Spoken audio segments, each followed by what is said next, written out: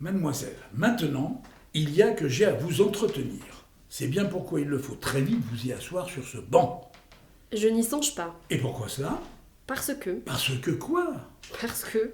Vous avez certaines manières. Qu'ont-elles mes manières? On peut le savoir? Certaines façons. Manières? Façon? Mais de quoi nous parlez-vous, chère Roxane? De ce qui, de nouveau, hante vos mains. Ne les voyez-vous pas posées sur ce banc? Et douces et sages et sereines? Sans doute. Eh bien alors? C'est qu'il y a à vos yeux, mon cher Virgile, Et ils vous inspirent quoi? qu'ils vous trahissent. Ah, je vous le dis, en voilà bien de vilanouches. Et le pourrait-on savoir ce qu'ils vous ont livré comme secret, mes yeux? Que sur votre banc de bois, vous en reprenez des forces. Mais enfin, après 1 million de pas et de baisers, n'est-ce pas qu'il le faut bien que votre dévoué serviteur, il en reprenne des forces? Sans doute que oui. Sauf que... Sauf que... Sauf que... Dès que vous le serez de nouveau vaillant, moi je le sais que vous y reviendrez aussitôt à vos inclinations de garçon. Ce qui veut dire qu'il ne faut pas que je m'y assoie avec vous sur le banc du père François. Et d'ailleurs même, jamais. Hélas, et ainsi, ma délicieuse vous et que vous êtes, mes caresses, elles vous auront donc été si vives pour que vous les gourmandiez toutes. Bien entendu, quand elles auront toutes voulu canonner ce que je vais nommer ma ligne de flottaison. Et franchement, ma belle amie, le savez-vous que je viens de la trouver très distrayante, votre métaphore de canon et de vaisseau de ligne. Ma foi, tant mieux si je vous amuse. Néanmoins, vous ne m'ôterez pas de la tête que vous voulez tout me corrompre avant que l'on ne sonne à matine ou à défaut les laudes. Allons, avouez que j'en ai plus que raison de le penser. Quand vous osez me dire cela, ma chère Roxane, sans doute que vous me confondez avec quelque soudard. Voilà bien une comparaison qui me blesse infiniment, sachez-le. Ce à quoi je vais vous le répondre, mon cher ami, que je vais en rester à l'heureuse comparaison que vous venez de faire. Lors donc qu'à vos yeux, je le serais un soudard. Par le Christ crucifié, quelle iniquité est-ce là? Eh bien quoi? Pourquoi ne le seriez-vous pas quand je ne sais rien de vous? Ce à quoi je vais vous le répondre, ma très chère beauté, qu'il ne tient qu'à vous de tout connaître de moi. N'est-ce pas que pour ce faire, il le faudrait que je m'y assoie à l'autre bout de ce banc? Oui, oui, quand il faut que je ne les confie qu'à vous, ce qu'ils sont mes petits et grands secrets. Cependant, serez-vous enfin qui est tranquille? Je vous le promets. Pour autant que vous n'en viendrez pas à certaines agaceries qui sont promptes à nous exciter, nous les hommes. Ne comptez pas sur moi pour y venir. Toutefois, allez-vous vraiment la tenir, votre promesse? Peut-être que oui, ou peut-être que non. Néanmoins, je le crois que nous pourrions faire la paix jusqu'au moins les laudes. Qu'en pensez-vous? Qu'il faut me donner votre parole. Croix de bois, croix de fer, je vous le jure que vous l'avez, cette parole. Et maintenant que j'ai juré, par pitié, asseyez-vous enfin. Fort bien. Je m'y assois sur ce banc, puisqu'il le faut. Cependant, prenez garde, mon cher ami. Et à quoi dois-je prendre garde, je vous prie? À ceci. Bigre, chère Roxane, n'est-ce pas que vous voilà prête à me faire la guerre plutôt que la paix? En effet. Oh, oh, moi, comme c'est déjà que je la redoute, cette amusante lardoire. Et comme vous le faites bien, je vous le dis. Mais enfin, maintenant que je vous connais, cette très dangereuse panoplie, ma chère petite beauté, pardi que je ne vais plus bouger de mon banc, et que même je vais nous jouer les morts. Eh bien, êtes-vous enfin rassuré quant à mes intentions? Oui, mais seulement qu'à tout petit peu. C'est bien pourquoi, mon cher Virgile, je vais surveiller du coin de l'œil le moindre de vos faits et gestes, croyez-moi. Voilà qui n'était pas nécessaire de me le dire. Croyez-moi aussi. Et maintenant, c'est maintenant que j'ai à vous raconter certaines choses. Les voulez-vous enfin entendre? Je le veux bien. Et je dois entendre certaines choses qui seront quoi? Et ceci, et cela. Nous voilà bien. Et ceci, et cela. Oh, mon malheureux ami, quelle est cette fâcheuse boiterie de cerveau qui vous prend tout à coup? Faut-il que nous appelions à votre chevet quelques médecins? Méchant enfant que vous êtes. Aidez-moi plutôt au lieu de me moquer. Eh bien, puisqu'il le faut que l'on vous aidât, il nous ferait quoi dans la vie, notre cher petit monsieur? Eh bien, disons qu'il a certaines occupations. Et elles seraient quoi, ces occupations? Virgile, par la Vierge, allez-vous enfin accoucher? J'y viens de ce pas. Et donc? Mademoiselle, sachez-le que si je le retiens un peu trop, mon propos, c'est tout simplement parce que mon métier, il pourrait vous étonner. Car vous avez un métier. Mais oui, Et qui sera? être le double de mon maître. Car vous avez un maître. Tout comme j'ai un métier. Le nom de ce maître? On le prononce parfois dans la crainte, mais toujours avec respect. Voyez-vous cela? Seigneur Dieu, que vous avez tort de vous moquer encore et encore, surtout quand on vous parle à cet instant d'un puissant de ce monde. Son nom? Il est considérable. Parlons-nous d'un prince? Il se peut, Est-il prince du sang? plus encore. Donc, c'est un roi. Oui, c'est un roi. Dont le royaume, il serait où? Tout autour de nous. Ne me dites pas que... Et si, Ainsi donc, vous servez notre roi. le plus fidèlement qui soit. Et vous seriez son double. Seulement sa doublure. En fait de doublure, bien entendu que nous nous parlons ici, n'est-ce pas, que de celle de son manteau. Encore méchant enfant que vous êtes pour votre serviteur. Il va de soi que nous parlons d'un bien meilleur emploi. Eh bien, mon cher ami, je vous le dis, quand je vous entends, quel drôle de métier, ce doit être là que le vôtre. Ma foi, vous ne le croyez pas si bien dire, ma chère déesse, qu'il est drôle, mon métier. Parce que, Parce que oui, que j'en tire 1000 amusements. et n'est-ce pas certainement 1000 profits? En effet, chère insolente, quand en effet toute peine mérite salaire. Par le Christ Sauveur, chère Roxane, pourquoi faut-il que vous en veniez à cette soudaine émotion? Parce que je suis émue. Mais oui que vous l'êtes. C'est juste ce froid de la nuit qui me prend la gorge. Voulez-vous mon étole? Elle est de laine. Elle ne me servira de rien. Moi, je vous le dis que, comme je vous vois frissonner, vous devriez mettre sa grande douceur autour de votre gentil cou.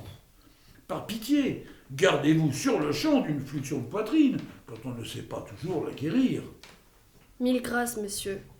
Cette étole, elle est en effet très chaude. Cependant, Oui, cependant, il me semble que vous venez de donner un énorme coup de couteau à notre contrat. en vérité, Oui, quand vous avez quitté le bout de notre banc pour son mi-temps.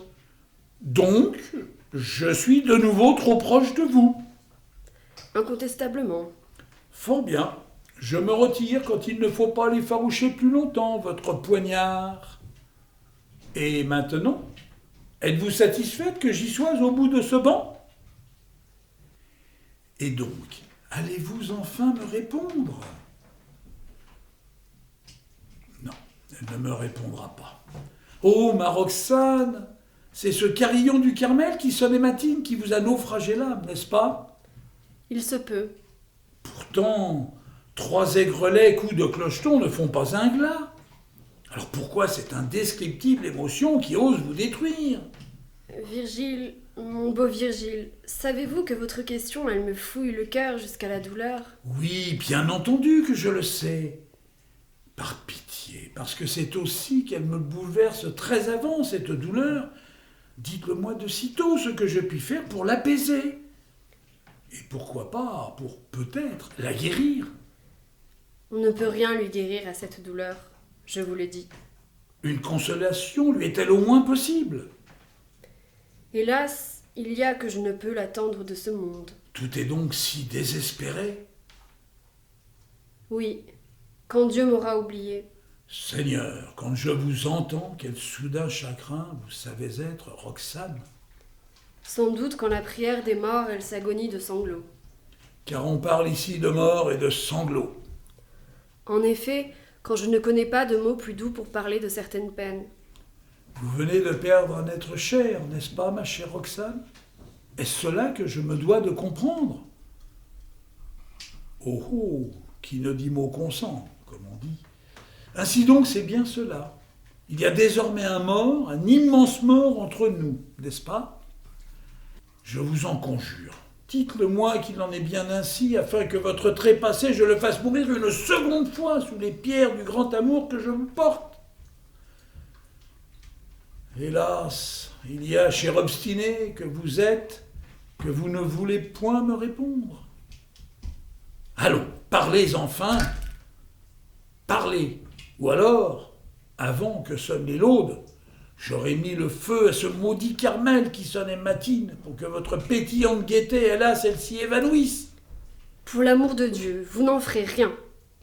Et moi, c'est déjà que j'y mets le feu, ce méchant Carmel. De par cette flamme, de cette cale d'ombre, je vais en faire un brasier, croyez-moi. Et moi, je vous le redis que pour l'amour de moi, vous n'en ferez rien. Aïe! Comment ça, aïe? Quand moi je ne vous ai rien fait de mal? Et pourtant que si, que vous m'en avez fait de la douleur. Aïe, aïe, aïe, ouille, ma chère amie. Comme qui dirait que vous avez le colifichet assassin. Peut-être est-ce cette broche qui vous aura piqué le doigt. J'en doute, quand elle ne brille pas de mon sang. Voyez plutôt cette fibule. Elle est immaculée de mon hémorragie. Elle est donc innocente, ne la blâmez plus. Alors, est-ce peut-être la boucle de ma ceinture? En effet que c'est elle la criminelle. Regardez comme mon sang la macule. C'est vrai que je le vois. Et c'est tout aussi vrai que je vais lui dire merci de m'avoir si bien défendu de vous. Tudieu, voilà que j'ai entendu un merci qui lui me déplaît beaucoup. Donnez-la-moi plutôt, cette boucle de ceinture qui le mérite que je l'écrase à jamais sous mon talon. Vous n'en ferez rien. Ainsi, vous voulez donc laisser le crime impuni? Oui, que je le veux.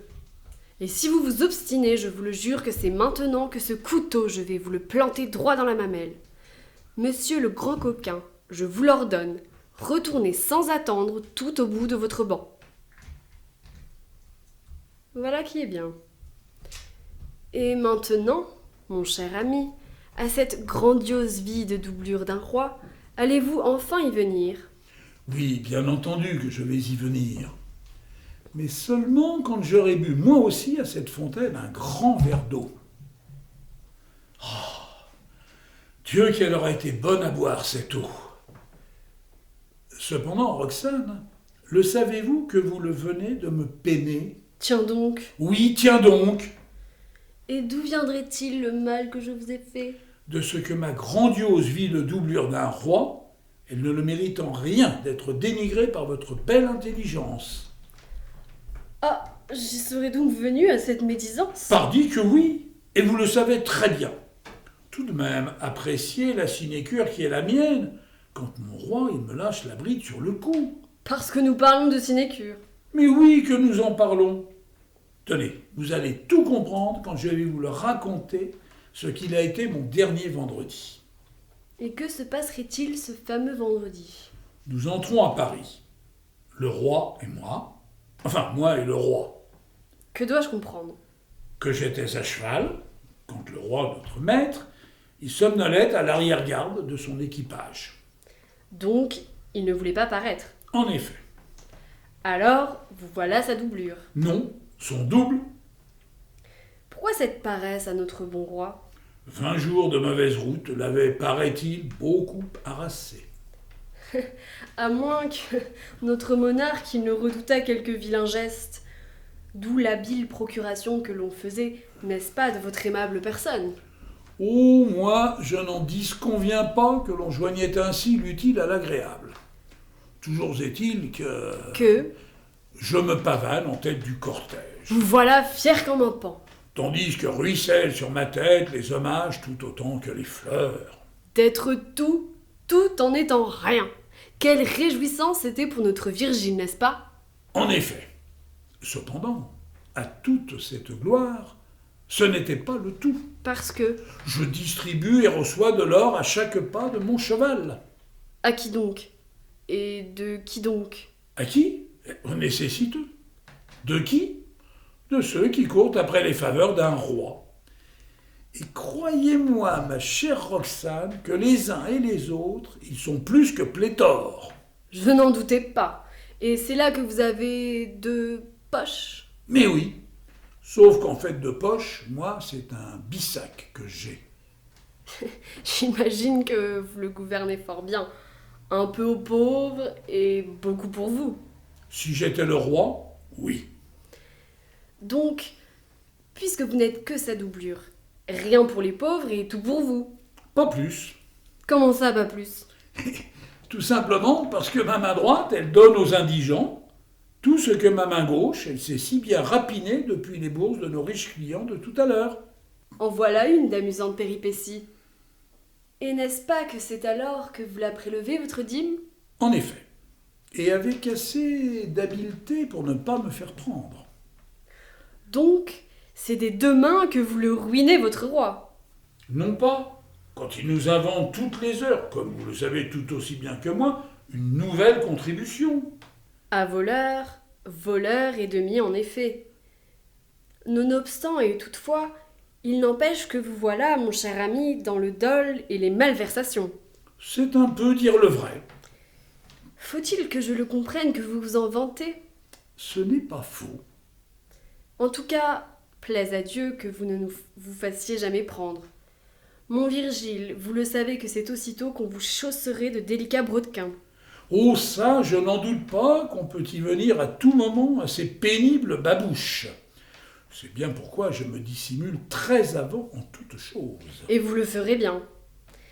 C'est aussi qu'à ce petit jeu, vous avez dû vous constituer un joli pactole. Dame, Est-il replé? pour le moins. Donc il est ventripotent. Non, il est obèse et même cossu à millions. Seigneur Dieu. Et dire que je m'intéresse à un petit voleur assis sur un tas d'or. Eh bien, que vous y intéressiez à ce petit voleur assis sur un tas d'or, voilà un aveu qui vaut son pesant d'or. C'est tout ce que je vais vous répondre. Ainsi donc, mon cher Virgile, vous voilà un homme riche et même très riche. Et maintenant que vous le savez, n'est-ce pas que cela fait de votre serviteur, comme on dit, un excellent parti? Ma foi. Cependant, Oui, cependant. maintenant que vous m'avez dit ça, j'espère que vous ne le pensez pas que je suis à vendre ou que je le sois d'intéressé. Pas le moins du monde. Êtes-vous sincère? Mais oui. Et il faut vous en convaincre tout à fait. Je m'y emploie. Comment ça, je m'y emploie? Oui, je m'y emploie. Ah, n'est-ce pas que je vous ai froissé et que vous ne me voyez plus que comme un triste buteur d'affairistes? Mon cher Virgile, pour vous dire le fond de ma pensée, pour l'une et l'autre évaluation que vous avez, possiblement que oui. Fort bien. Je bats ma coulpe pour la première. Par contre, je vous le dis que pour la seconde, vous vous trompez.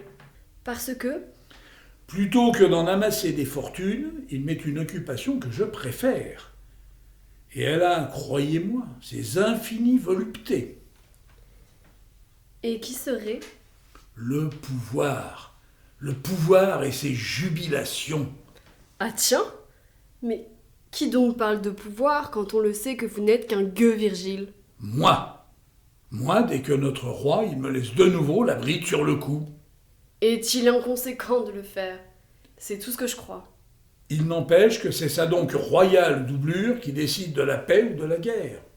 Que je ratifie ou que je ne ratifie pas les traités. Que je distribue ou que je ne distribue pas tel ou tel Marocain. Que je dispense ou que je ne dispense pas grâces et disgrâces. C'est aussi que je signe à discrétion certaines lettres de cachet. Que j'élargis. ou que je n'élargis pas, qui bon me semble, que j'arrange, que je n'arrange pas le mariage des enfants du roi et que, pour finir, à ce roi, je lui choisis de la première à la dernière de ses putrelles. Il va de soi naturellement que sur ce dernier point, je prends grand soin de ne lui servir que du premier choix. Et vous le faites bien. Dites-moi, Savez-vous que je vous écoute ? quand vous nous quittez les rabatteurs et que vous nous jouez les maîtres en toutes choses, procédez-vous avec discernement. Tout comme un roi. Mais vous n'êtes pas le roi. Hélas, en effet, que je ne le suis qu'à tempérament. Et il faudrait que je succombasse. Mais certainement, quand, si je suis le maître parfois, je suis riche tout le temps. Oh, moi, je ne me vois pas aimer une doublure fût-elle cousue de fil d'or. Élevez cette lanterne jusqu'à ce visage et vous changerez peut-être d'opinion. Je le fais et n'en change pas. Regardez mieux, Je ne vois qu'une doublure de roi. même si je lui ajoute la belle clarté de la lune. Hélas, son extrême faiblesse, elle, ne me dit rien de plus. Ah ça, mais quel grand manque de clairvoyance vous savez l'être à cet instant, ma chère Roxane. Regardez plutôt ce double souverain. Peut-être vous évoquera-t-il certaines personnes. Moi, je ne vois que le doublon et sa doublure. Hélas, et je vais beaucoup vous désobliger, mon cher ami, comme je le sais, la comparaison que je fais, en vérité, elle ne vous est pas très flatteuse. Quel dommage et quel chagrin. Ainsi donc, vous ne le comprenez pas que je suis Que vous êtes un roi. Et un imposteur! Qui va là? Un roi! Et moi je ne vois ici qu'un imposteur.